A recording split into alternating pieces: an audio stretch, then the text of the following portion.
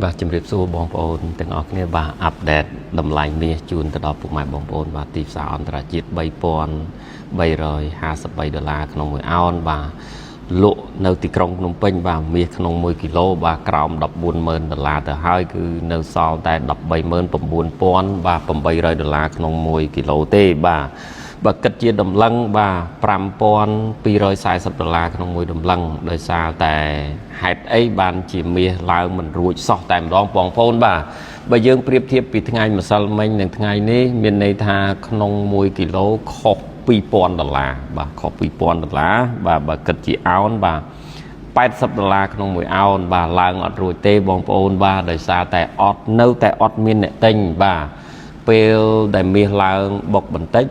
ធ្វើឲ្យអ្នកដែលមានមាសជំនាន់មុនដែលគាត់គិតថាចំណេញគាត់លក់បាទអានឹងចំណុចទី1ចំណុចទី2មានន័យថាអ្នកដែលវិនិយោគទុនធំដែលគាត់មានលុយក្រាក់ច្រើនហ្នឹងបាទគាត់បាទដាក់លុយនៅធនាគារឬក៏ឲ្យបាទ government ខ្ចីបាទពីមុនគាត់ធ្លាប់តែដាក់ការតែ 4% ឯង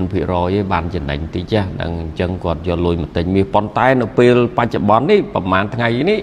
បាទគឺគាត់ឲ្យការរហូតដល់ 5% ច្រើនមែនតើបាទច្រើនធ្វើឲ្យអ្នកដែលមានលុយហ្នឹងគឺគាត់យកទៅឲ្យ government ខ្ចីដូចទីហោដាក់លក្ខខណ្ឌ5ឆ្នាំអញ្ចឹងបានការប្រមាណឬក៏ដាក់នៅធនាគារនេះជាចំណុចបាទទី2ទី3បាទឯចំណុចដែលធ្វើឲ្យក្តៅហើយមាសឡើងមិនរួចហ្នឹងបាទអ្នកវិនិយោគទុនធំទៀតដែរបាទអ្នកវិនិយោគទុនហ្នឹងគឺមានលុយច្រើនជាងធនាគារទៀតដែរបងប្អូនហើយសួរថាអ្នកវិនិយោគទុនហ្នឹងគឺទិញមាសបាទច្រើនជាងធនាគារបាទកដាលរបស់ប្រទេសនីមួយៗមានន័យថាគាត់អ្នក business ធំគាត់មានលុយពាន់លានតែម្ដងបាទគាត់មានក្តីព្រួយបារម្ភថាធនាគារកដាលរបស់សហរដ្ឋអាមេរិកចឹង Federal Reserve ហ្នឹងអាចនឹងតឡើងអត្រាការប្រាក់ដោយសារតែថ្ងៃនេះប្រេងហក់ឡើងរហូតដល់$88ក្នុងមួយបារ៉ែលធ្វើឲ្យ inflation បាទធ្វើឲ្យទំនិញនៅលើទីផ្សារហ្នឹងហក់ឡើងពោះនេះជាចំណុចមួយដែលក្តីព្រួយបារម្ភរបស់គាត់បាទអញ្ចឹងយប់នេះក៏មានបាទ report ការងារតាក់ទងនឹងធនាគារជាតិរបស់សហរដ្ឋអាមេរិកដែរនៅម៉ោង 1 យប់យើងស្អែកនឹងមានព័ត៌មានអី update ជូនទៅដល់ពុកម៉ែបងប្អូនបាទសម្រាប់ខ្ញុំគឺជាអ្នកព្យាករនិងអ្នកលក់មាសដែរបងប្អូនបាទស្ងាត់មែនតើស្ងាត់ចង់និយាយថាស្ងាត់លែងនិយាយហ្មងបងប្អូនបាទឆឹងហ្មងបងប្អូនតាក់ទងនឹង pressure metal ហ្នឹង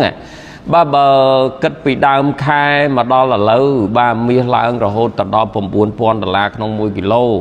សួរថាលក់បានប្រមាណបាទបានតិចមែនតើបាទអត់លើសពី12គីឡូទេបើយើងបែងចែកទៅមួយថ្ងៃអត់បាន1គីឡូទេបងប្អូនមកស្ងាត់មែនតើបាទអញ្ចឹងសម្រាប់ advice របស់ខ្ញុំបាទបើសិនជាបងប្អូនមានលុយហើយបាទទិញទៅទុកធ្វើជាទ្រព្យបាលយូរអង្វែងគឺល្អហើយខែដែលខ្ញុំសប្បាយចិត្តហើយញញឹមបិទមាត់មិនចិត្តហ្នឹងណាបាទ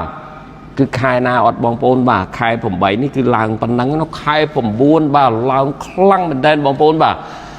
ឡើងខ្លាំងបាទអញ្ចឹងសង្ឃឹមថាបងប្អូនដែលគាត់ទិញចង់ចំណេញហ្នឹងគឺមិនមែនថាខ្ញុំថាលក់ស្ងាត់ហើយបងប្អូនមកទិញទេណា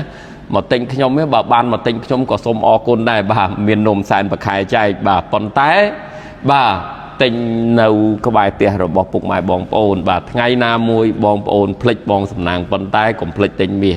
ខ្ញុំនៅជឿជាក់ថាខែ9នឹងឡើងដូចមីស៊ីលបាទសូមអរគុណ